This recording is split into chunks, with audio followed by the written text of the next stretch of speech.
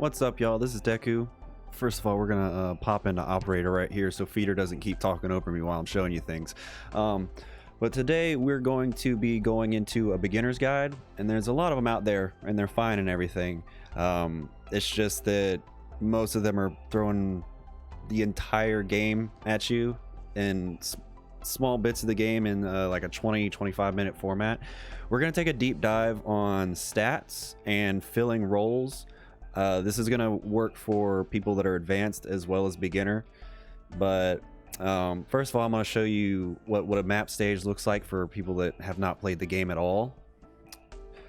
So we have melee units and ranged units in this game. This is a tower defense game. So what you do is you have your melee units can be put on these tiles on the ground here, and your ranged units can be put on these elevated ones. You got your casters, snipers, you got your guards down here. Healers go up on the elevated platforms, and you'll see this red box right here is where the enemy is going to come from.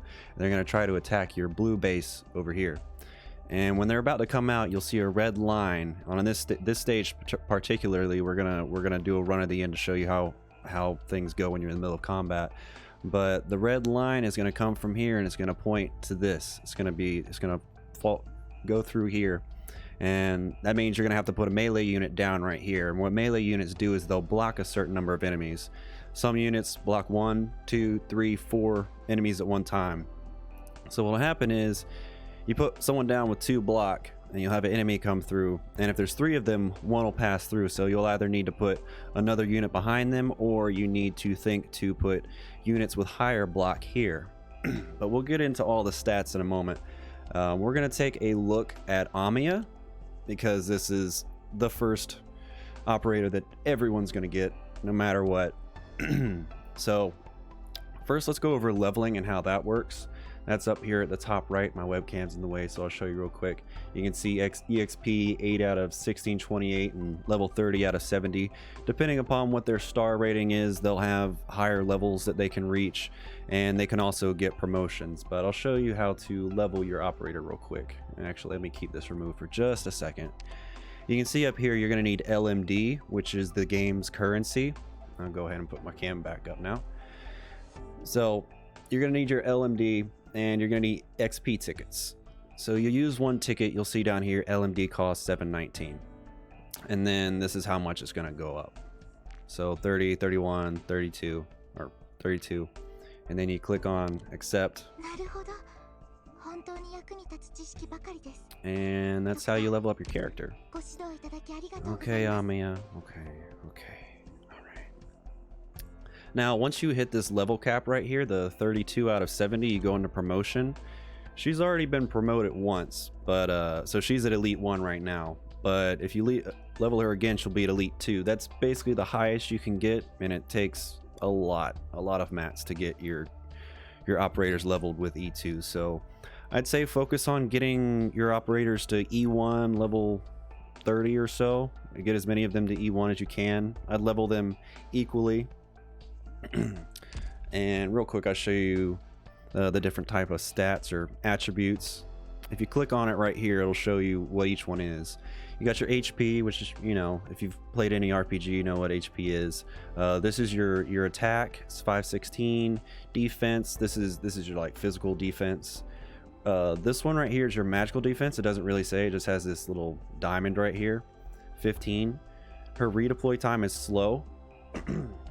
Her cost is 20. That's how much it costs to send her out on the field. And the redeploy would be if she dies or you take her out, bring her back after she's been put on the field, how long it would take to bring her back out. Her block is 1, but generally you don't have to worry about block for ranged units like Amiya because she's a caster. They're not going to be blocking units. They're going to be sitting on elevated platforms supporting the melee units that are down below. Attack speed is slightly slow. I'm going to show you a website that I use that gives better details on these type of things. It'll tell you how fast an operator attacks.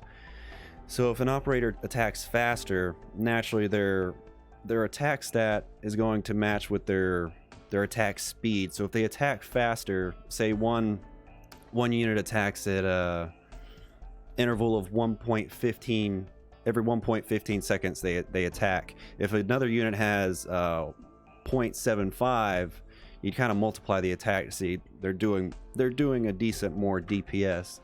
And I'll show you this website. I'll link it in the description, but this is the Arknights Toolbox, which is great. I use it on my other guide to talk about how to find what operators you could get for recruiting. First off, it's cool. Amiya gets multiple costumes, and you can check them out right here. That's really nice, because you're not going to see your what E2 will look like until you've already got E1. You can also see the upcoming costumes that they're going to have. You can check out on the side here what happens when you level up their potential, when you get more trust for them, what their talents are whenever you unlock them, which is something else you won't see until you unlock them in the game. You'll see the different skills they have, and you'll see what their stats are going to be like between non-elite, elite 1, elite 2, what their range is going to be, which I'll get into as well. This range is pretty much how many blocks they can cover whenever they're fighting on the field. And this shows the more precise attack speed. This one's 1.6 seconds, so she attacks once every 1.6 seconds. And this is good too, because it'll show you the skills that she unlocks. Skill 2 is unlocked at E1. Skill 3 is unlocked at E2. Generally, it's just the higher star operators that get a second and third skill. The 3 stars only have 1. I think 4 stars and 5 stars just have 2. Amiya's a different 5-star because, you know, she's a story servant or a story operator. Another thing is your potential right here. Whenever you get multiple copies of an operator, and what you'll do is you go to improve a potential, and you use the token, and it'll improve their potential. When you start at 1, none of these will be highlighted, but as you go down, they'll be highlighted. So she's a potential 2 now. I got her from the story, and then I got another copy of her, and the first copy made her max HP plus 200, and then the next copy will make it to where her deployment cost is less. Amiya, you can only get her from completing story missions, but other operators you can usually get from recruitment, from headhunting. Some of them you buy in the shop. Then we'll look at our skills, what she has. So when you first get her, she's going to have this skill, attack speed plus 35. And if you want to keep that one, that's cool. But when you get her at E1, you can also swap to this skill. Now the skills, you can only have one active at a time. Some are automatic, some are manual. This one is manual. You have to click it while she's on the field to make it activate. Auto does it by itself. And you click right here if you want this skill to be active. And something that's really nice about this, if you played something like FGO, you have to level each skill individually. But if you level up your skill, you level up all these skills. So if you use this one for a while, decide you don't like it, then you want to switch to the other one, it's already leveled up to level 2. And it's recommended that you level all your skills to 4 as quickly as possible if you're going to be using a unit often, because it's kind of like there's certain skill levels you get like a bigger bump. Like for Shaw, for instance, they have a light push at level 1, but at level 4 it's a medium push, and at level 7 it's a heavy push. So it has the highest impact to hit level 1, level 4, and usually level 7. So I think that covers the stats generally, and you'll see your talents down here. I don't have any unlocked for her yet. And there's also traits here, which I feel like can be a little bit misleading. This is kind of how you try to figure out how you fill in a role, but I broke it down into subclasses, my own subclasses that I think explain what each role does, which I'll get into. First of all, this is where you can see what each different type of class is and what they do. Anytime you get lost, go to operator, click on one of your operators, and click on their little icon down here at the bottom left, and I'll pull this up so you'll be able to look at it. So Vanguards, they're the class that allows you to deploy operators more quickly. And I'm gonna go ahead and pull up what it looks like on the field when you're playing the game, so you can get a feel for this. So I took a screenshot of a play that I did.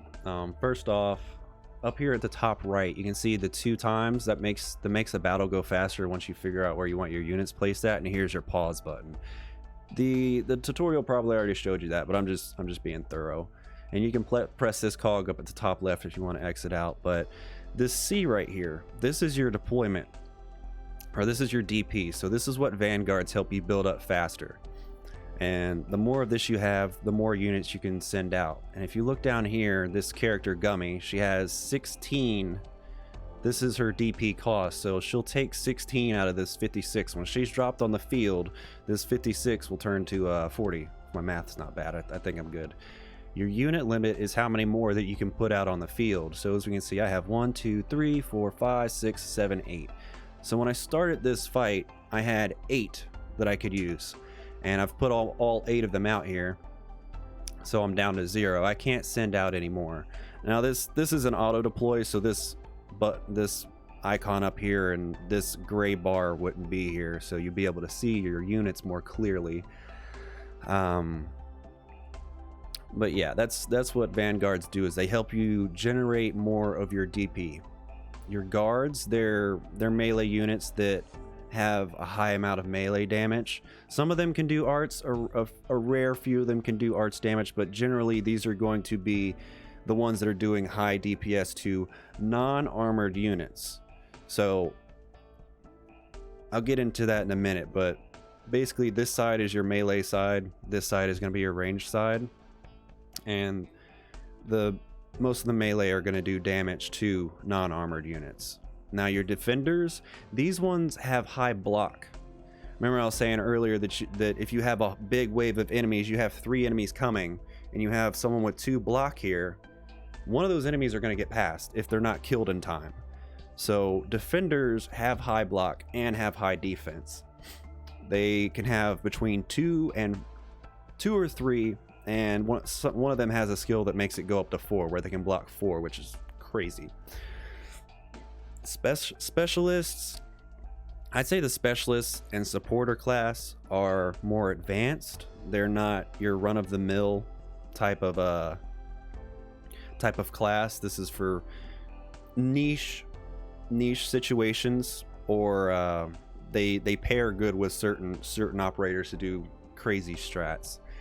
I wouldn't worry too much about those starting out. These 6 up here are kind of your core classes, unless you have a specific stage or a specific strat that calls for a specialist or a supporter.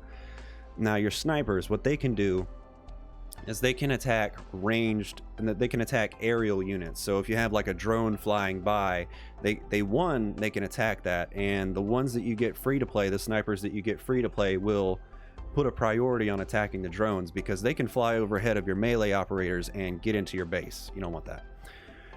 Now your casters, this is where I was talking about earlier, that guards are good for attacking non-armored units. Now casters, what they do is they deal arts damage. Naturally, a heavily armored unit is going to have high physical defense. So this is when you would use a caster, when big dudes come out with giant suits of armor and big old shields. That's when you drop a caster in there. They'll do a lot of damage to those heavily armored units. And then you have your medic. Medics, pretty simple. They heal your units whenever they're dying. And that's about it for that. Now, I'm going to show you something about how to build a general beginner squad, and after that I'm going to go into something a little more advanced. I'm going to break down every one of these classes into their subclasses. Now if that's a little too much information for you, you can skip past that and just watch the video of me playing, and come back to it later when you've had a chance to, grasp the basic concept of what each class is doing. Okay, so this squad right here is my free-to-play squad. This is the most free-to-play squad that I can make, because you get all of these units for free at some point. The possible exception here is Savage. She's a pre-registration bonus. If you play the game within the next 2 months, you should be able to get Savage. They had so many people sign up for pre-reg that they just said, all right, if y'all play the game within the first 3 months, we'll give you everything that you get from the pre-registration, because there's too many of y'all. So Savage is a melee unit, a guard that you should get. So essentially what the core squad for a beginner is 2 of each class minus the specialist and the supporter, because like I said, those are niche roles that fill in very specific things. So we have 2 guards here. You have Melantha, Savage. We have 2 snipers here. We have Cruz and Jessica. We have 2 defenders here. We have Quora and Noir. Quora, the storyline doesn't give her to you for free. You can get her in the shop. You get her in the shop voucher section. We have Fang for Vanguard and Courier for Vanguard. Now Courier is one that you can buy in the shop as well. You buy Courier with friendship point credits, which you should be able to get enough of in like probably your first 2 days of playing. So he's pretty free to play as well. For healers, we have Ansel and Hibiscus. And for casters, we have Amia and 12F. All of these are either you get them free for the story, or you get them from the credit shop. Now, here's where I feel like my guide is going to vary from a lot of other guides, because what'll happen is you'll go and watch a video on how to play through a specific stage, and then this YouTuber will have, you know, specific characters that you don't have. A lot of them are free to play, which helps, but the ones where they're not free to play and they're not using units that you can have no matter what, I'm going to show you what each subclass is so you can fill that role in. And like I said, if you just started the game, maybe skip past this part and watch where we play the stage that I'm going to show y'all, but for now I'm going to go into the different subclasses. Now I'm going to give y'all a link to this Arknights subclass guide. It has disclaimers on it, a legend showing you what I broke it down like a lot. And this one's in dark mode for anybody that uses dark mode on Google Chrome and doesn't want to look at a white screen. I have the regular version too that's colored properly and everything. But so first class is Vanguard. Again, they're DP generators. The first subclass is DP on skill. They acquire DP when activating their skill. Auto skills are recommended for beginners. They block 1 to 2. They block 2, and I said auto skills recommended for beginners twice. I'll have to fix that.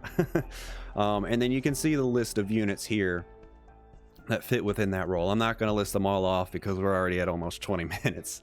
Subclass DP on kill for Vanguards.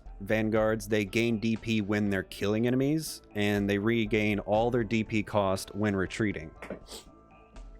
And they generally block 1. You usually put them out on the field at the beginning, and then you pull them out to put in a defender, because yeah, the Vanguards are usually, you put them out on the field at the beginning of the fight, and then if they're not a DP on skill with a decent block, you want to swap them out so there's not enemies getting past them and putting holes in your defense.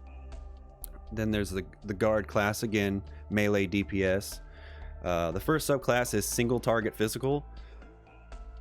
They do high physical DPS, 1 to 2 block. You have the arts class, or subclass for arts. These are the rare guards that can do magic DPS. You have the ranged ones, which is Silver Ash, which everybody's talking about how broken he is. They can hit the arrow units that you need to have snipers for generally. They have a long range, so if you put a defender right here, you can put one of them behind and they can hit in front of them, which is super dope. I love doing that. I call that strat the double whopper. And yeah, like I said, they're recommended behind a frontline unit that has a high block. Then there's the AoE guards. They can attack multiple enemies based on their block count.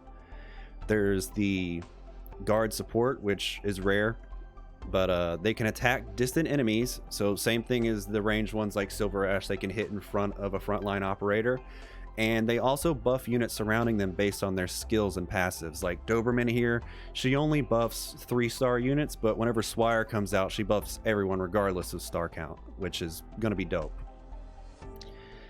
Then you have the defenders, which again are what you want as your front line.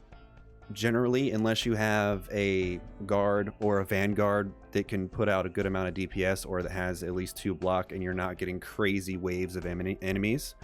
But the first subclass is a true defender. They have very high defense, they have a 3+ block count, and they are the frontline elites. You want to put them on your front line if it's a tough, tight situation. Then you have a subclass within the defenders that's called healing. They can actually heal themselves and surrounding units. But the thing is, whenever they're at base level, they can only block 2. But when you ascend them or you promote them to E1, they can block 3, just like a regular defender can. Now, or like a true defender can. Now, the reason I have Quara on my free-to-play team is because she's dope. Whenever you get her at E1, she has a skill. Whenever it's activated, she can block 4. That's the most block anyone has in this game, which is awesome. Now we're going to get into the sniper, which is your ranged DPS, and the anti-air subclass can put priority on drones. So if you put out any other type of ranged unit, what they're going to do is, if they're attacking one of the melee enemies on the ground and then out of nowhere a drone flies in, they're going to let the drone pass.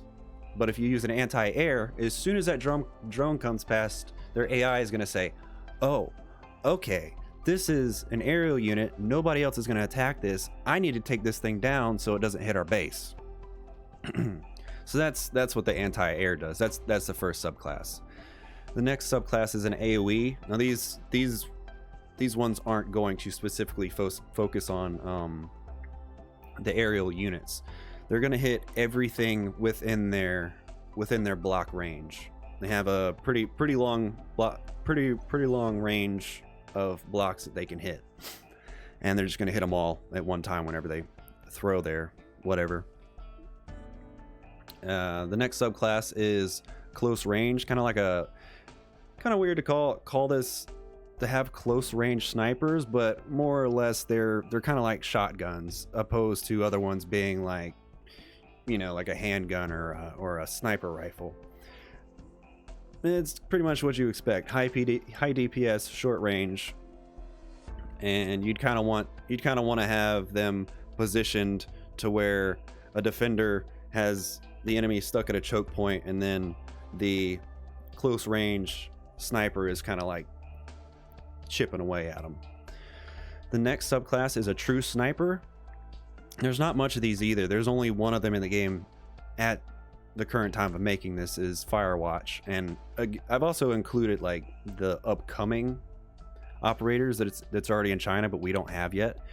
But what these are is they're very, very long range, and when you get Umbriel and use her E1 skill, she can cover literally the entire map. And they do high DPS, and they prioritize attacking enemies with the lowest defense. So it's what you would expect from a sniper. Whenever they put their targets on someone, they're going down, preferably one shot. Now the next class is casters. They do arts DPS again, and they are used for killing armored units. If you're on a stage where there are a lot of armored units, you need a caster or two at least. The first subclass is single target casters. Now they just attack one target at a time. Pretty simple. Then you have your AoE subclass, and what they're going to do is they're going to do splash damage. All the blocks within their range, whenever they fire, everything that's in that block range is going to get hit, just like the AoE class within the snipers. Medics, again, they heal, and this one's pretty simple. Single target AoE, just like the other ones. Single target's just going to heal one at a time. AoE is going to heal multiple within their block range, typically 3 for AoE. There might be some exceptions based on skills where they might heal 4, they might heal 2 to do more or something. But next is the specialists and the supporters. I don't really want to get too deep into this because, like I said, this is a beginner's guide, and this is advanced territory, talking about what every single specialist does.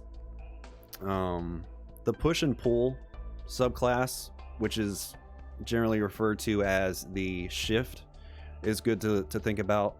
Is good, something that you're going to have to learn how to use, because there's going to be stages where there's going to be holes in the ground, or there's going to be pitfall traps, and if you use a push operator, they can push the enemies into it, and the pull ones can pull them into it depending upon positioning.